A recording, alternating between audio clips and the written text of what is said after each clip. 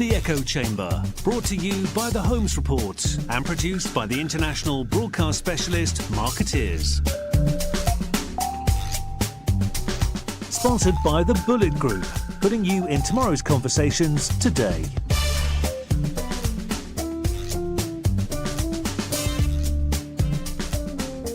Ladies and gentlemen, welcome to the Echo Chamber podcast. This is Arun Sudhaman from the Holmes Report here in Hong Kong today. A big thank you, as always, to our production partner, Marketeers, and to our sponsors, the Bullet Group.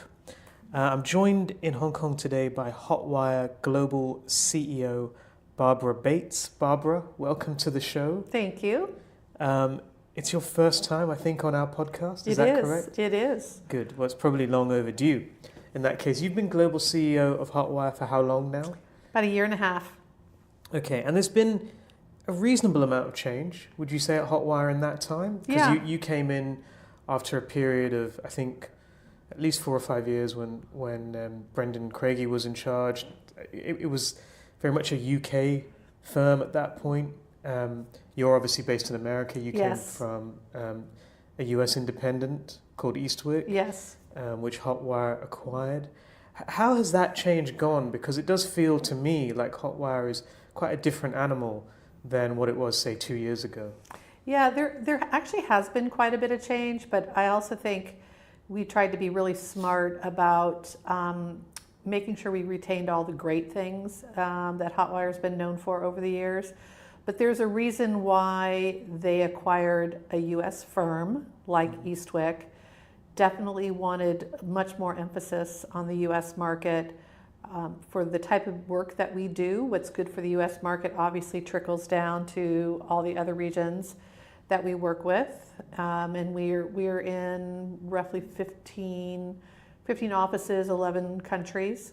Mm-hmm. And so that was probably the first big shift for the agency, is to buy an agency of our size and roll that under the Hotwire brand. Sure. And then I think the second, obviously, when the acquisition took place, I was running North America. And then the second, I think, big change was when I was named global CEO. So it was the first time that Hotwire had a non-UK based CEO. And again, I think that just underlies how important the U.S. market is to Hotwire's growth overall. Okay. And how do you think the agency has changed from a kind of perspective of its model, I suppose, over the last 18 months? Hotwire was one of the first agencies to use this phrase, the micro network. Is that something that's still important to you? Yes. Yeah. I think one of the things that's different, the shift that I've sort of made since I've taken leadership, is Hotwire really was more of a network of regional offices that sometimes worked on the same clients. I would say now we're much more a global firm that service global accounts in a number of regions. Now, our regions do have local business themselves, but we're doing more work where we're involved with many countries. And that takes a different sort of approach, different skill set, and that's some of the changes that we've made in the last year and a half as well. Okay. So obviously you're in North America. Yep. You have a pretty big London office as well, along with other offices in Europe. Yes. Spain, France. Italy, Germany. We're in two different regions in Germany. Okay. We're in Australia, Mexico City. Right. We're actually in 3 offices in the U.S. now, New York, San Francisco, and this last year we opened up Minneapolis. Right, okay. Asia, of course, you're not quite in yet. We are not in Asia. We partner in Asia. We keep very close tabs on what's happening here. We do some coordination work for some of our clients. Obviously, we work very closely with folks in Singapore based on the work that we do in Australia. We actually have a couple of partners here in Hong Kong and China that we work closely with.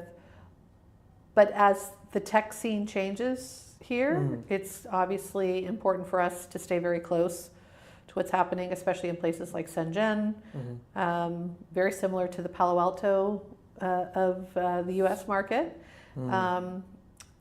And so getting to know what the VC community is like there, what the startup scene looks like there, incredibly important to us. If we're to believe that the majority of the unicorns coming to the market will come out of China, obviously we have an expertise to help with that.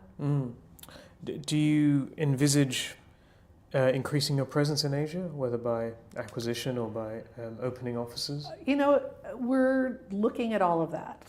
And just, there's nothing on the immediate horizon, but we're definitely paying attention. And I think the best way to look at it is we will be where we need to be to support our clients.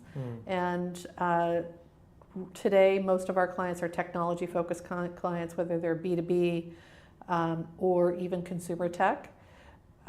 But we also see growth in working with what is traditionally non-tech companies, primarily because they want to be seen as a tech company. So Right. I'm not the first person to make that claim. That's pretty widely known, but we're definitely seeing it show up in the type of companies that we're working with and talking with. These are not necessarily known for traditional, being traditionally technology companies, but they want to build value in their brand and demonstrating their innovation through technology, either disruption or protection for many of them, if they're the big legacy companies.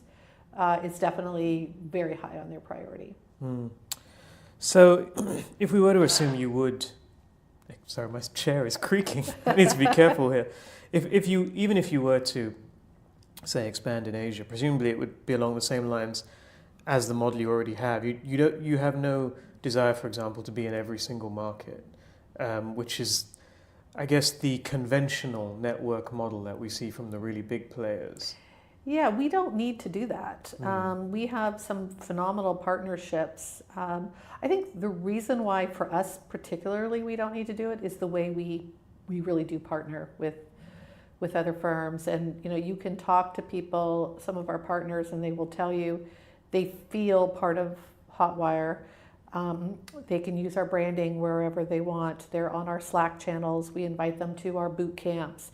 Very transparent, open relationships.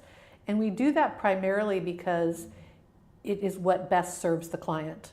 If for example, we don't have an office in Amsterdam, but we have one of our partners is in Amsterdam, incredibly close working relationship. Probably 70% of her business is Hotwire clients. Our clients wouldn't be able to tell you that she's not a Hotwire employee or a Hotwire rent agency. They're very simpatico with the way we do business, and that works for us. You don't have a holding group, perhaps, or you do have a holding group. We do. But you don't have a holding group that perhaps is thinking they'd love all of that revenue to be yours? No, I actually think it's less about that. It's more about, obviously if it makes good business sense, and there's some driving reason why it needs to be a wholly owned office, then we'll do that. They've proven that they've done that. But most of Hotwire's offices have been organically grown.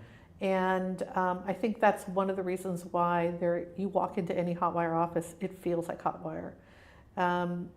And I think right now we have growth opportunities in the regions that we're already in. So to put investment in new regions, I think there'd have to be a really big driving reason why it would need to be us. Right.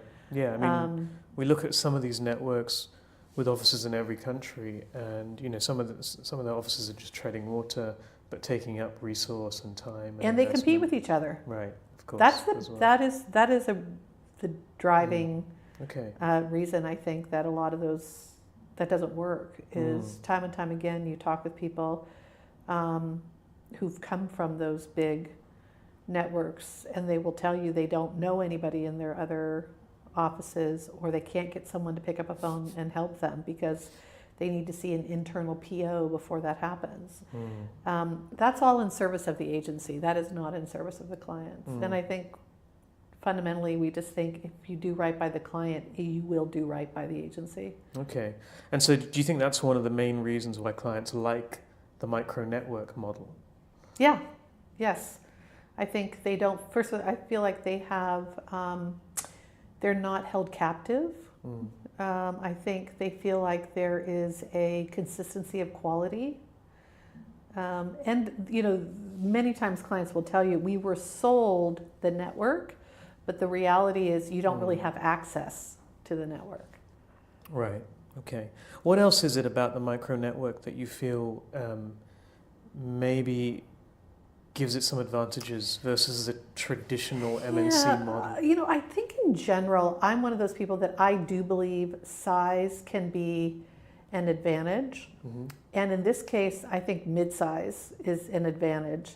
I think the big multinational, they have gotten so unwieldy that as this market has changed, they've had a very difficult time moving quick enough to change with the market. I don't have to, you know, disclose all the headlines that we read on a regular basis about the challenges that they're having.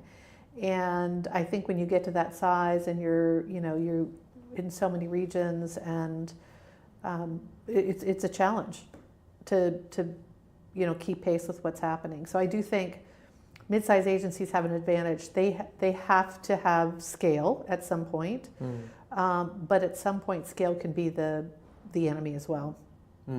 Okay, so you can become just too big to succeed. You know, that's my opinion. That's I'm just. The numbers bear yeah, it I mean, it's well. You just have to look at it and to see that there's something broken with that model.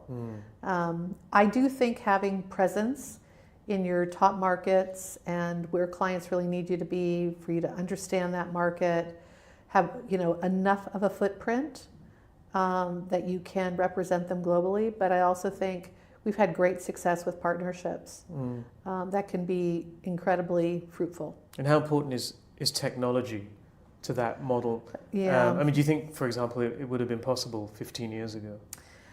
You know, it could have been possible. I think there's two things. I think there is technology as a enabler is huge, probably because of where I've come from and my background. I have always been a big user of technology in how I run my business and what I do. But that was one of the changes that I made when I came into Hotwire is we don't have phones on our desks. We do all video calls. It's all Zoom calls. We use Slack. We have Box or OneDrive for all shared files. We have a fund we call Go Hotwire that is not dependent on client budgets. It's an actual fund that sits separately that our staff can apply for going and working in other offices, other regional offices. They just have to make the business case for it. And oftentimes the business case is, I work on the global Qualcomm account and I've never met, or the only time I see my Qualcomm colleagues is at boot camp once a year. And I'll talk about that in just a minute. But I want to go sit with the French team so that we can do annual strategic planning on more of a EMEA basis than just in our own regional office. Or, I want to learn the US market more. We've had a ton of people come to San Francisco this year because of being, in the heart of technology. So that kind of investment sounds like a nice perk, but it's really good business. It's if they can, the smarter there are about other regions, the more talented they're going to be at running global accounts. If they can connect with their colleagues, they're going to be willing to help each other out versus have this competitive nature. We have a one P&L mentality, so we don't have that you need an internal PO before I can pick up the phone and call you problem. Okay. You talked about maybe something is broken with the big agency model. Do you think that goes for clients as well? Are there kinds of clients that you would kind of veer away from based on their size? And it's interesting. I just had this conversation with somebody else. It's not that I would say clients are broken. I think there's two things that are going on. I think if you're someone who's never been on the agency side and you don't know how the sausage is being made, you might be steps behind what's happening. I do think the agency pace is much quicker and change happens much quicker. Sometimes clients who've been in-house for a very long time don't see that pace of change, so they're just behind the times. But I think the biggest thing that's broken about the client agency model is the financial relationship. Because the way clients feel comfortable paying agencies is time equals value. That's not reality. Time usually doesn't equal value. In fact, it has nothing to do with value. And so until clients are willing to look at a different remuneration model and understand that it's actually not in their best interest to pay by the hour, then I think it's going to be hard for things to change. So a great example is every survey you read from clients, and we do our own, clients want more strategy and more creativity. If you really look the way most communications agencies are paid on retainer, clients don't pay for creativity and strategy most of the time. They pay for execution. That's what they're comfortable with. That's what the hourly timesheets. So we actually haven't, this was an Eastwick model that I brought over to Hotwire, is we bluntly say we do not charge by the hour. We don't have hourly rates. We do, one day I would hope to say that I got rid of timesheets, but we still have our staff do timesheets, mainly as a way to manage our pricing. Like, are we charging enough or are we charging too much for the work we do? But we don't do it by the hour. We basically look at what is the task we're being asked to do, what is the program, what's the budget to do that, and we deliver within that budget. Okay. And sometimes that means if you actually do the correlation, we're putting in more hours than we're getting paid for. And sometimes it means we're not. Does this approach still work for retainers? It sounds quite like it's ideal for projects. No, it works for retainers. It absolutely. You have to be very specific about what you're going to be doing for that retainer. And so not every agency wants to be that specific. Yeah, but I think that is what makes better client agency relationships, is that transparency.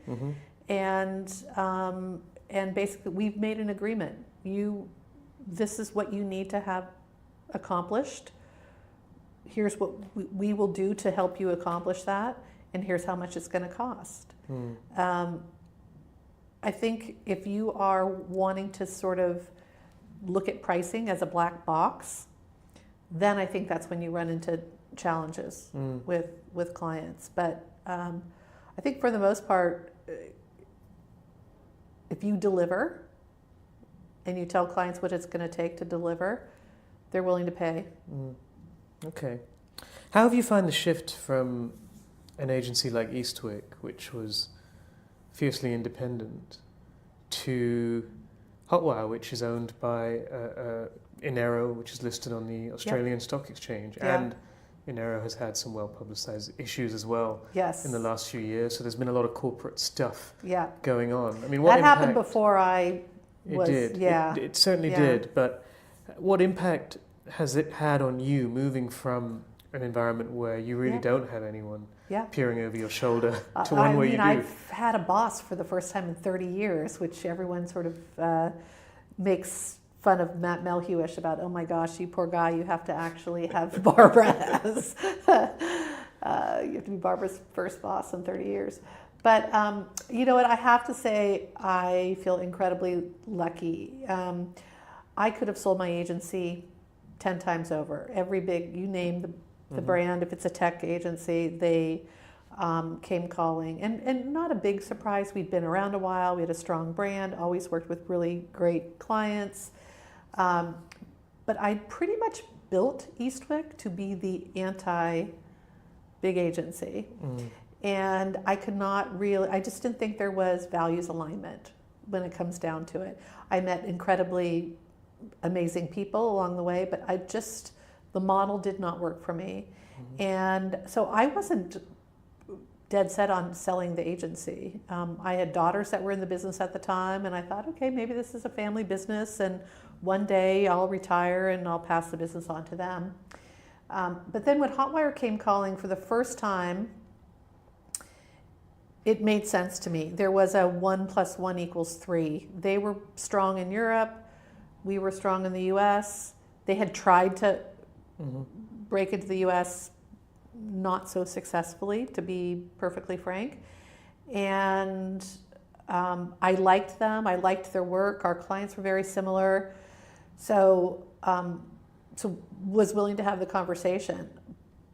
Interestingly enough, the conversation with Hotwire was completely different than any other conversation I'd had, because typically, hi, Barbara, what's your revenue for the last 3 years and your EBITDA? I mean, that's exactly, it goes immediately to financials and wanting to know what you think you can grow your business. It's charming. Yes, but seriously, it happened many, many times, where the conversation with Hotwire was much more about our approach, how our philosophy for growth, how we serviced our clients, the culture that we were building. We talked about all of that for a very long time before we talked about financials. And for me, it was the first time where there was really a values alignment, that we didn't agree on everything, but all the major important stuff we agreed on. And when I agreed to be acquired, I was going to run North America. That was it. There was no plan for me to take over the global company. That happened within the first 6 months. But I think we're both a year and a half in, almost 2 years in. We're really happy. Actually, I take that back. 2 years in, I'm happy. They're happy. I think it means it's different. They give me a lot of independence.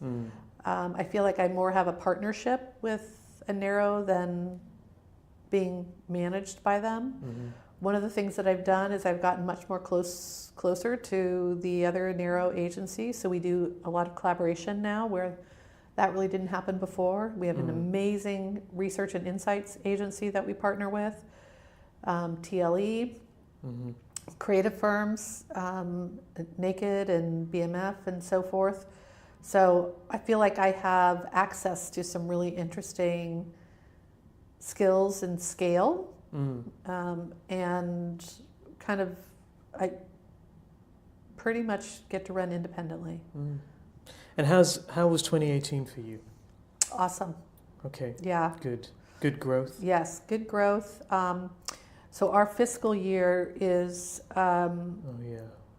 July 1st so we just wrapped up our first half of fiscal 19 ahead of plan in every market. So gonna knock on wood there. Seeing tremendous organic growth, which I think is something that a lot of agencies overlook. And I like it particularly because it means our clients like what we're doing, and we're doing good work and developing more strategic relationships with them because we're deeper with them. Our pipeline looks great. Business, I know, we all felt really strong about last year. This year, I think people were, especially with Trump and all of that. I mean, I made it through how long did I make it through before I actually mentioned his name? You did well. We were doing so well. I know, sorry. And so, but I think, still all the sort of leading indicators look good. Good. It's great to hear. Yeah. But there's still a sense of uncertainty, There right? There is. But it's good to hear that you had a good year because honestly, I mean, you read our numbers and it's not the case necessarily for particularly at the bigger end of the spectrum, and that has a proportionate effect, of course, on the whole market. Yeah. When we talk about the whole market. The I mean, midsize. it's harder, obviously, I'm not naive enough to say that, it's harder to grow at that bigger level for sure. Yeah. But when you do the math, I mean, we have more $1 million plus pieces of business today than we've ever had. Okay. All right. Well, that's yeah, it's encouraging to hear, because it does seem like the midsize is perhaps leading the way, not just in terms of growth, but also in terms of innovation. Do you feel like your sector focus on technology gives you an advantage? Yeah, I do.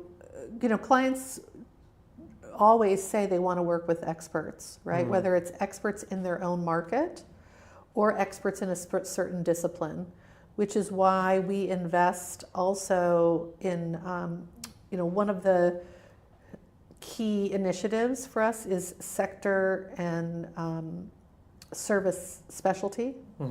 So we hire people who are auto tech, health tech, clean tech, security experts.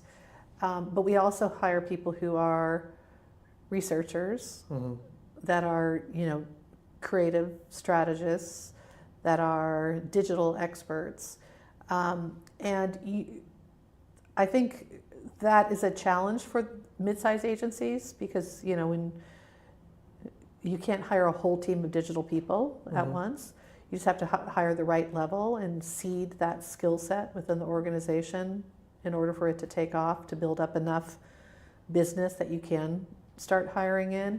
And I think we've learned that model pretty well over the last number of years. I mean, Eastwick became an integrated firm 10 years ago. So we had to figure that out, quite a while ago, how to bring in that different skill set. Okay. One of the things I'm always keen to ask about is the development of PR firms on the West Coast. Yeah. And you know that market better than anyone. Yeah. How do you see that? I mean, it still seems, from our perspective, like it's the same group of firms to some extent that are doing well out there. Do you see any changes both in the firms or even in the type of work? Yeah, so I do think there's been some change. I still think the big multinationals struggle out there. I do think the mid-size, there's a bunch of us that have been quite successful for some time out there. But I also find that, and this is a trend that I've been talking about, I mean, it's, I'm not the only one talking about it, but definitely seen it in the last couple of years, which is the lines between type of agencies blurring.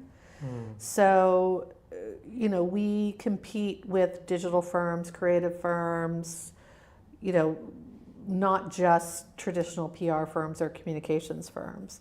And so I'd say there's still new firms popping up all the time, or firms moving into the Valley. We saw over the last couple of years, we saw quite a few European agencies open up shop.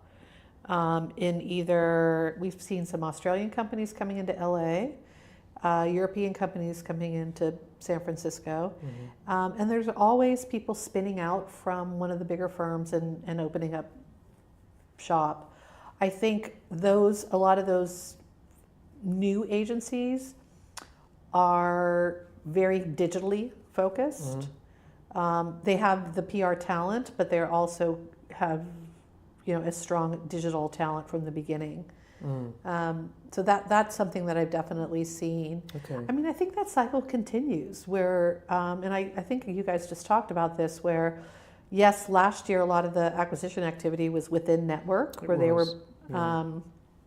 bundling. Consolidating. Yes, right? consolidating, Merging. yes. Yeah. But I do think I've heard and starting to see another cycle of smaller agencies being acquired again. Yeah. I think there were more acquisitions as well last year, actual purchases. Last year. Yeah. So we're seeing that happen again. They might be. I think maybe one change is they're being acquired smaller, probably. Yeah, they are. Yeah, and also increasingly, the type of acquirer is changing. So it used to really only be holding groups. Right? Yes, but now sure. you see independents. Yes. And you also see private equity. Yes. More and more. Yep. Yeah. But is it still? Do you still feel like the market on the West Coast is something of a bubble for the PR industry? High salaries and in many cases really strong growth for lots of firms. You know what? I don't think it's a bubble. Okay. I really don't think it's a bubble. I think it's kind of the new normal. Okay. Will there be fluctuations? Of course there is. I mean, I weathered the dot bomb. I weathered the financial crisis. So I've seen it. I don't feel like it's a bubble. I feel like it is sort of the new norm. And I do really believe that the tech market is only getting bigger because of this idea that non-tech companies are wanting to leverage tech and innovation to build value in their brand. So, for example, we work with a company called United Rentals, which is the North America's largest big equipment rental company. Not very technology savvy marketplace, but they definitely see that technology can either disrupt their market. So think of like the Uberization of big equipment rentals, or they also have a very tough time hiring skilled workers. So they have to use now technology to supplant those jobs that they can't fill. Right. And so all of a sudden it becomes, and their shareholders are asking, how are you leveraging technology? How are you innovating in your market? Right. And so that kind of trend really helps an agency like yours, Yes. presumably. But is every company really a tech company? I mean, do you ever face a situation where you have to say to a prospective client, okay, let's slow down here. You're not Apple. Yes. Yeah, of course. It's interesting. So I mentioned I was just on vacation, so I did a lot of reading, and one of the books I read was Bad Blood. I read it too. Which is the story of fascinating. Yeah, very good. Yes. And I think you see those situations where there was not really there. The tech wasn't there. No. Yeah. No. And I think, over the years, if you've been in Silicon Valley as long as I've had, you've seen that situation before. That doesn't happen very often. It's usually, maybe the market isn't ready, or the problem isn't big enough, or whatever. It doesn't happen that often where somebody is really trying to push innovative technology that really isn't innovative. But yeah, I think there are a lot of companies who get it. We call it get over their skis. Right. And that definitely happens. Yeah, but I mean, it's everyone. I mean, we see it all the time because we have companies telling us they're tech companies now. But interestingly enough, I'm also surprised when I get examples of that. So we work with a Kubota tractor company in the UK. We're a tech company. They specifically wanted to work with a tech company. There's a handful of companies that we work with that are not technology companies, but because we understand that tech market, we provided a value that they needed. But in Minneapolis, most people think like, why are you in Minneapolis? It doesn't seem to be a big tech center. I don't think a lot of people realize how many Fortune 100 companies are headquartered in Minneapolis. Yeah. Target, Best Buy, United Health. 3M is an interesting company. Familiar with 3M? Yep. So you wouldn't necessarily think of them as a technology company. Yeah. But they now have, in their construction division, they now have filters for your heating system, which they have sold for many, many years, that now are IoT enabled, so that they can tell you your filter needs changing. This is what your oxygen, carbon dioxide levels look like because of this. It can be tied directly into an app that allows you to order that specific size filter. So things like that are being disrupted by technology. So for those kinds of companies, you can see tech innovation as a real opportunity in terms of how they position themselves and how they kind of build relationships with customers, for example. But for tech companies, it seems like innovation is sometimes a challenge. So on the one hand, you have the likes of Facebook, most obviously, facing numerous issues because perhaps it went too fast. And then you have, big companies suffering from, let's say, a cybersecurity breach. And so you have anxiety over the pace of innovation. How do you think companies are, I guess, grappling with those challenges? I think that is at a heightened state right now. I mean, so full disclosure, Facebook is a client of ours. And we've been involved working with social networking companies for a very long time. And so the privacy issue has always been an issue. And I think back in the early days, people were probably a bit naive about what all that meant.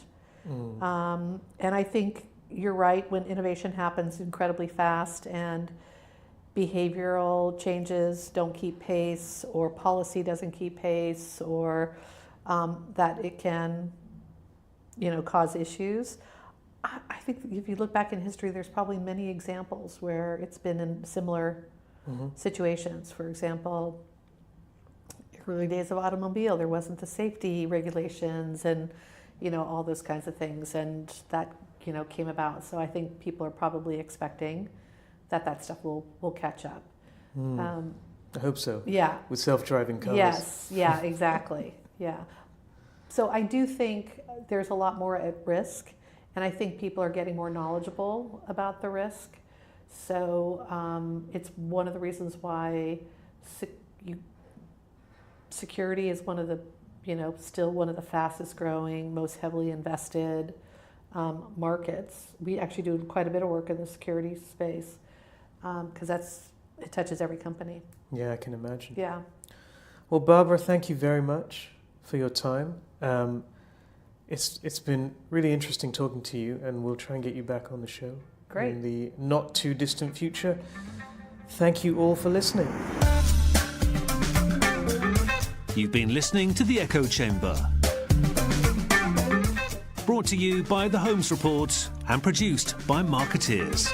Sponsored by the Bullet Group, putting you in tomorrow's conversations today.